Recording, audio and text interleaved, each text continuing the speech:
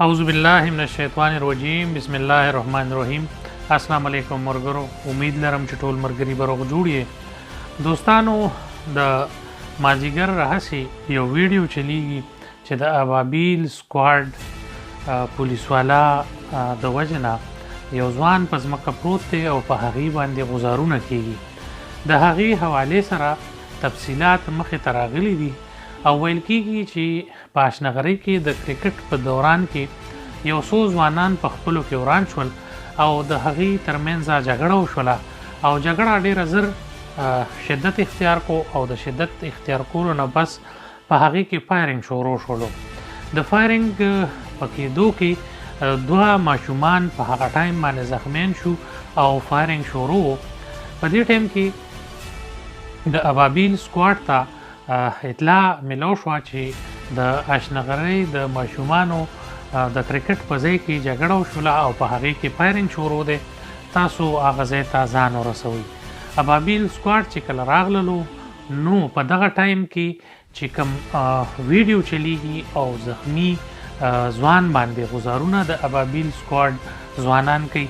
په دغه دوران کې د ځوان چې کوم دی د ابابیل سکواډ باندې فایرنګ وکړلو او د فایرنګ نه بعد هم د دواړو فریقینو ترمنځ فایرنګ شروع چې په هغه فایرنګ کې دغه ځوان ملزم جواد چې کوم دی زخمی شولو، خو بیا هم هغه فایرنګ کولو او د فایرنګ نه منع کېدو. په دغه وجه باندې د ابابیل سکواډ ځوانانو دا مناسبه وګڼله چې مونږ دا ډیر خلک چې موجود دي د فایرنګ په ضبط کې رانشي او ډیر نقصان ونشي. نو په دغه وجه باندې په دې سختي وکړله او دا ځوان چې کوم دی ونیولو او زتوکوپ یې کړلو او د هغې نه په زبردستۍ باندې تماچه واغسته. نو د تماچې د اغستو نه پس هلته فایرنګ بند شولو. په دې دوران کې دغلته کرکټ ته موجود سیل کوونکي کسان چې ناستو هغې ویډیو جوړوله، خو په دغه ټایم کې څه داسې قسم غلط طریقې سره دا ویډیو جوړه شوه او غلط طرف ته او غلط شکل کولو دپاره دا ویډیو چې کومه ده په غلطه طریقه باندې پهلاو کړله او د ابابیل سکواډ او د پېښور پولیس د بدنامولو باعث هو جوړوله. د دې وجه نه د پولیس خلاف چې کوم دی ډېرې خبرې شروع شولې او په سوشل میډیا باندې او په واتس اپ باندې ډېره مخ په تیزۍ باندې دا ویډیو روانه ده. خو زه تاسو له د دې خبرې تفصیل در کوم. د پولیس د طرف نه دا پریس ریلیز راغلی دی چې ملزم جواد د دې نه مخکې هم تانا آغا میرجاني ته او تانا فقیرآباد ته په ډېرو کیسونو کې مطلوب دی، هغې ته دا هم پکارو. اوس په اقدام قتل په کیس کې هم او په فایرنګ کولو کې هم په دې باندې کیس جوړ شولو او د دې سره سره په ابابیل سکواډ باندې فایرنګ کولو کیس هم جوړ شولو. دا د دغې حوالې سره خبرو د دې ویډیو ته منظر عام په راتلو باندې او د ابابیل د سکواډ د اهلکارو خپل اختیاراتو نه ناجایزه پیدا وچتول او په ملزم باندې په زخمی ملزم باندې غزارونه کول د هغې حوالې سره هغې باندې محکمانه کاروایي هم کیدونکې ده. په دې کې کیدی شي چې د هغې نه تنخوا کټ شي یا هغې چې د نوکرۍ نه هم برخاست کړی شي.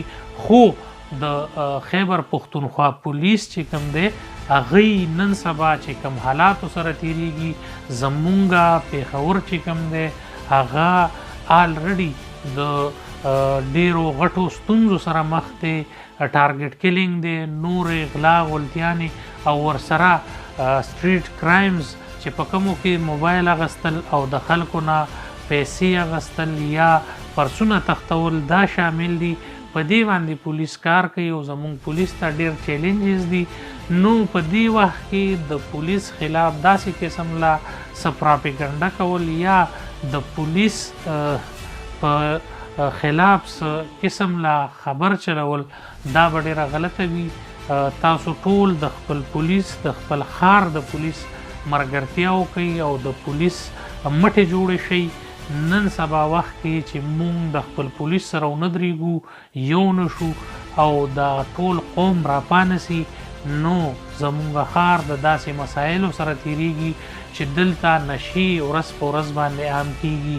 د آیسو نشه ده، نورې نشي دي او په هغې کې هم پولیسو ته ډېرې غټې کامیابیانې ملو شوي دي، خو د عوامو د مدد نه سوا هیڅ هم نه کیږي. دا څه لږه غونته معلوماتو چې د دې ویډیو حوالې سره ما تاسو له درکول. تاسو زما چینل لایک کړئ، سبسکرایب کړئ او د بیل آیکن دباو کړئ. کرکټ نیوز، اردو نیوز او پښتو نیوز تاسو ته به انشاءالله په دې چینل باندې ټول ملاویږي. تاسو ما سره اوسئ. ډیره مننه. السلام علیکم.